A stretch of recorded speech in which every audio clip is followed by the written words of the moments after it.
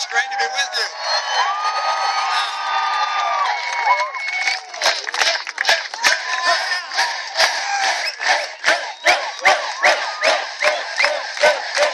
Thank you so much. You know, there's another cheer going around. I now and then I see these Obama rallies, and they're chanting 4 more years. Our cheer is 4 more weeks. All right. So we're getting ready for change. I want to thank Jen Williams for entertaining us, all right? That was wonderful, and I appreciate her doing so. Bringing her great talent here was just wonderful. I want to thank the governor, Bob McDonald, here. Maureen, the First Lady, is also here. Thank you. Our First Lady, there she is right there in her red jacket, waving her hands. Thank you. Thank you. Thank you. Attorney General Ken Cuccinelli, a wonderful friend, a terrific man, a great leader, is also here. Thank you. And you got a chance to hear from Ken a moment ago. Congressman Forbes need to re-elect him, right? We're going to get that job done. Yeah. Now, did you get a chance to watch the debate last night? Yeah. I think you might agree with me that there was one person on stage last night who was thoughtful and respectful, steady and poised, the kind of person you want to turn to in a crisis, and that was the next Vice President of the United States, Paul Ryan.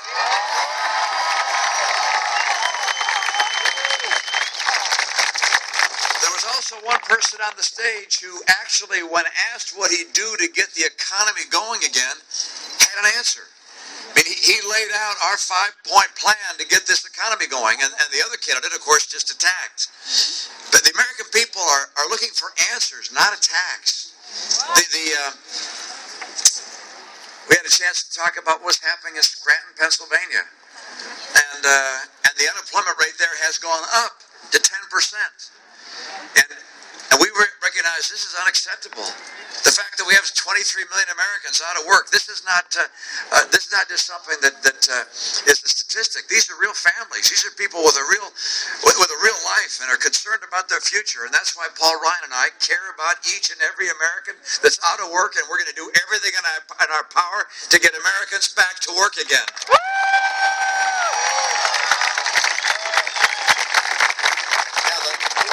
President defends the status quo. We're going to fix the status quo to make things better. Now, by the way, yesterday I raised some questions about Benghazi and the tragedy that occurred there, and there were more questions that came out of last night because the Vice President directly contradicted the sworn testimony of State Department officials. That's right. He's doubling down on denial. And we need to understand exactly what happened, as opposed to just have people brush this aside. When the Vice President of the United States directly contradicts the sworn testimony of State Department officials, American citizens have a right to know just what's going on. And we're going to find out. And this is a time for us to make sure we do find out.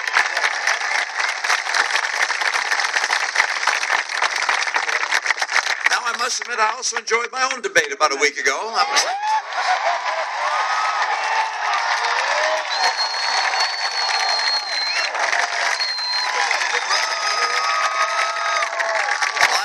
Last night it was a debate of substance, and I got to ask the president some questions that people across the country have been wanting to ask the president. I got to ask him, why was it with 23 million Americans struggling to find a job, why was it that he focused his first 2 years on Obamacare, which makes it harder to create jobs?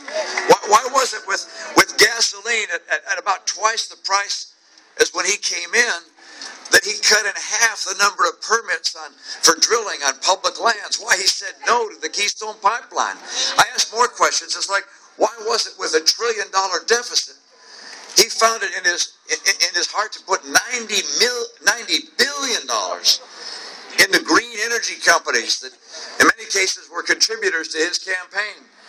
At least the owners of those businesses were. And why was it with what he had promised during his campaign that health insurance premiums he'd bring down by $2,500 a year, instead they went up by $2,500 a year. And so, you know, I know we've heard his answers over the campaign. He says, look, you can't fix Washington from the inside. You can only do it from the outside.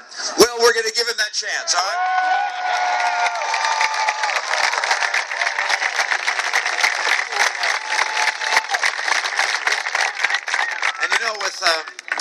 with some 47 million Americans on food stamps. A record number, by the way. When he took office, there were 32 million on food stamps. Now 47. Their lives are not getting better. They're not better off than they were 4 years ago. And so with that setting, with 1 out of 6 people living in poverty, with half our kids coming out of college, not able to get a job or a college-level job, his campaign has been focusing on saving Big Bird. My campaign is going to focus on saving the American family and getting us good jobs and rising incomes again.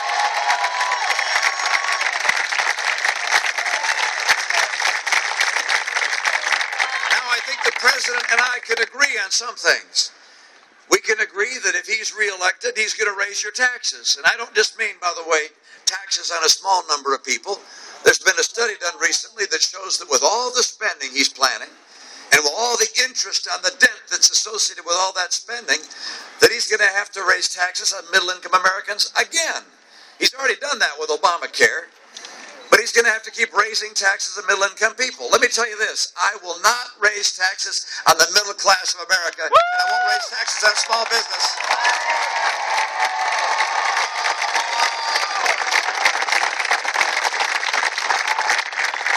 If he were to get reelected, of course, he's going to install Obamacare. And I just spoke with one of the customers here at this mobility super center, and he said to me, look, you've got to stop Obamacare.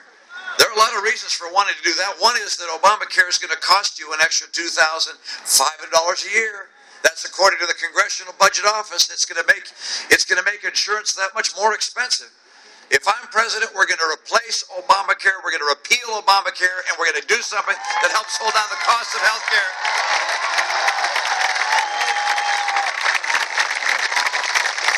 We saw something else. If the president were to get reelected, he will cut Medicare by $716 billion. I'll put that money back into Medicare and make sure that we honor the promises that we've made to our seniors.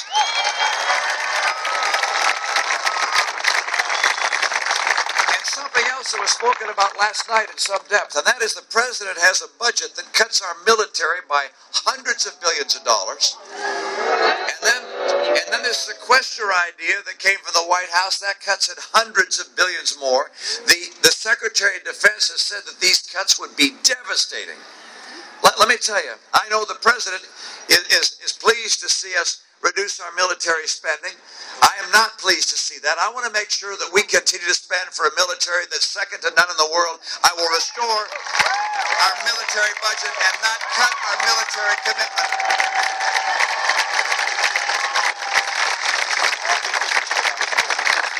Now there's one more issue where there's a big difference, and that is, well, there are a lot of issues, but one more I'm going to talk about right now, and that is with regards to jobs. The president keeps being asked what he's going to do to try and get the economy going and to create a real recovery. And I hear nothing back there. Actually, he wants to do the same thing he's been doing, which is he wants a stimulus and hire more government workers. There's nothing wrong with government workers, but that's not going to get the private sector working again. He wants to invest, he says, you know, and as some people say, he wants to pick winners and losers. I think he just wants to pick losers, from what I can tell. And of course, he wants to raise taxes. I don't think there's anyone out there who thinks that you create more jobs by raising taxes on people. So that's his plan. It's a status quo plan, and I know where it leads. It leads to high unemployment, no wage growth, and of course to fiscal calamity down the road for our nation. My plan, as Paul Ryan described last night, has 5 major parts. Number 1, we're going to take full advantage of our oil, our coal, our gas, nuclear, our renewables.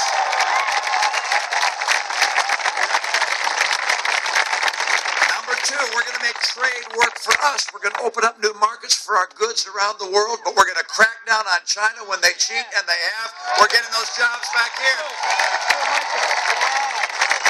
Number 3, we're going to have training programs that work for us. Right now, there are 47 different federal job training programs reporting to 8 different agencies. The overhead has to be extraordinary. I want to take those dollars and make sure they come back to each state. Virginia gets its fair share, and the people in Virginia create their own training programs that work for the people here in Virginia. I want to make sure that people who are thinking of investing in America and building a new facility and hiring people, or entrepreneurs thinking about taking their life savings or starting a business, that they're willing to do so because they know we're not on the road to Greece. And what we're doing right now with this massive spending, far more than we take in, frightens people from investing in the future in America. I will do this. I will cut federal spending. I will cap federal spending, and I'll get us on track to a balanced budget.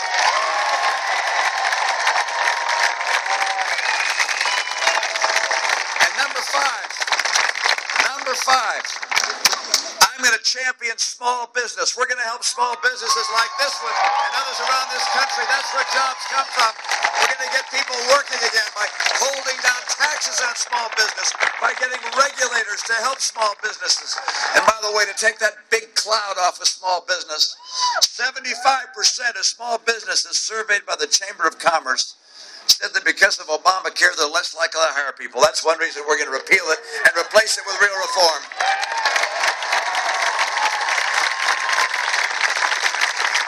Confident that America is going to overcome the challenges we have.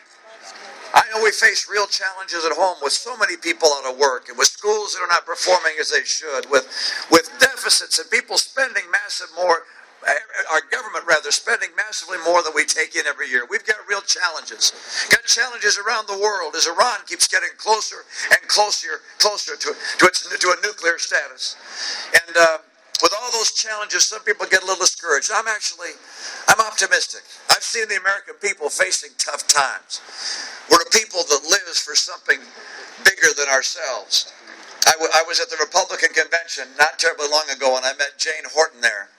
Jane's husband, a sharpshooter in Afghanistan. On the day she was packing a package to go over him for his birthday, she got a knock at the door and was told that he had been killed there. And instead of falling into despair and depression, she went to work to try and help other families who've lost loved ones in these conflicts. And on the day of the funeral, her husband's service, some of these misguided souls that were protesting America's military came to the service where her husband was going to be interred. And she was asked what she thought about those people protesting at his funeral. And she said this. She said, Chris died for them to be able to protest.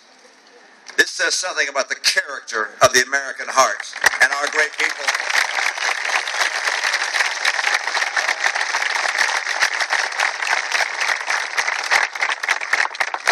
I learned something about this throughout my life, about the great qualities of the human spirit that you see demonstrated in the American heart. I had the chance some years ago, I was working with the Boy Scouts, and we had a Court of Honor. Some of you know what that is. It's where the young men get their Eagle Scouts, and got some Scouters here and other awards. It was a long Formica table, and I was seated at the end of it next to the American flag, and the guy who was giving the speech was a guy who was a Scoutmaster from Monument, Colorado. And he took to the podium, and he said that his Boy Scout troop wanted to have an American flag that was really special. So they bought one with gold tassels around it. They had it flown above the state capitol, as I recall. They sent it to Washington, where it was flown above the U.S. Capitol. And then they contacted NASA and said, we'd like our flag to go up on the space shuttle. I imagine space is at a premium in space, so they're not given to taking souvenirs for every Boy Scout troop, but they took this flag, put it on the space shuttle.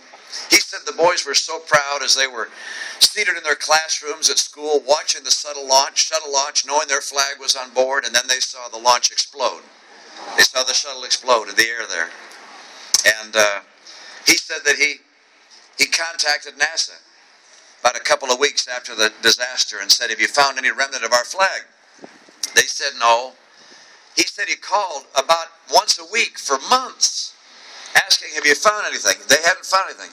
And then he said he was reading an article, I think it was a little over half a year later in September, reading about the debris that was associated with the Challenger disaster and what had been found. And in that description, it mentioned something about a flag.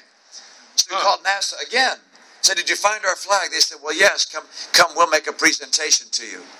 So NASA and the troop came together, and he said they were presented with a plastic container, and they opened the container, and there was their flag in perfect condition. Wow.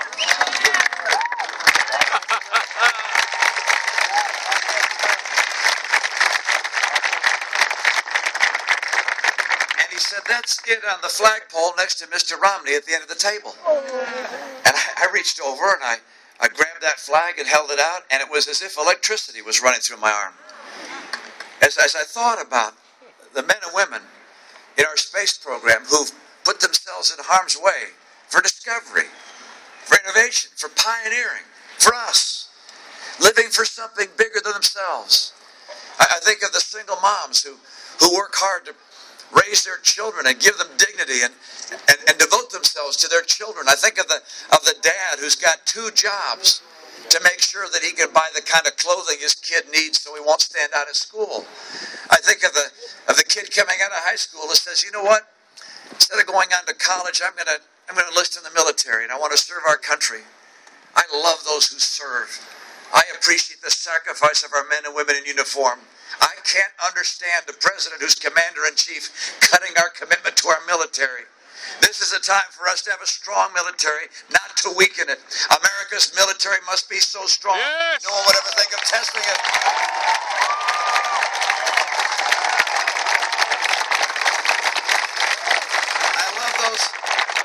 I love those words in one of our national hymns. "Oh, beautiful, for heroes proved in liberating strife, who more than self their country loved, and mercy more than life." Would our veterans and members of the armed services please raise your hands? Wow, look at that group.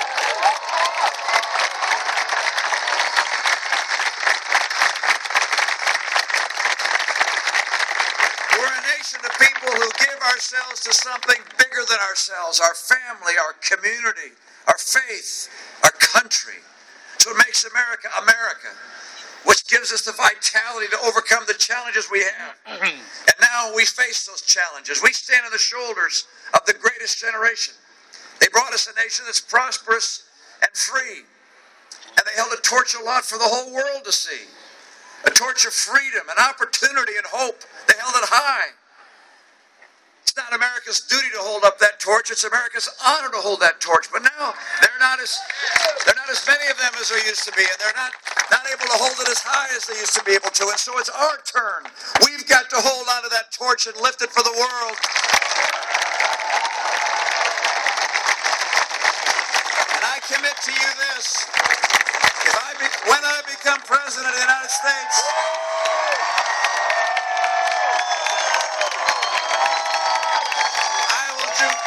I will do everything in my power to strengthen America. I'll do everything in my power to strengthen our values and our homes, to strengthen our economy, to make sure our economy can fund a military second to none. This is a critical time for America. We must let the light of that torch burn bright in our homes, in our communities, in our businesses, throughout the world as our men and women serve. I love this country. I believe in America. This country's coming back. Thanks to you. We're going to win in November. Virginia's going to get me the White House, and we're taking back America. Thank you so much. Great to be with you. Thank you.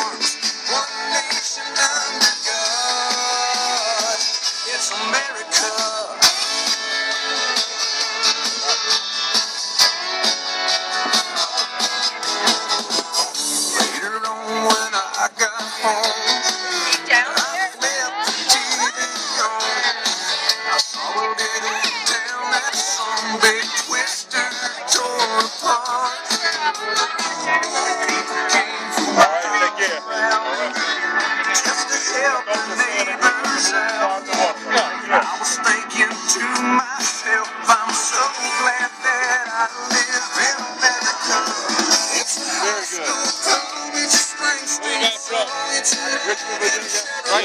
Southside Baptist Christian School. Southside Baptist Christian School, yes sir. Amen. We got our whole social studies group here, class here, 11th and 12th graders. Amen. They're studying the campaign, and they want to come see Romney. I'm from Cuba. Cuba? Yeah. Okay. I applaud you. Well, thank you. Thank you.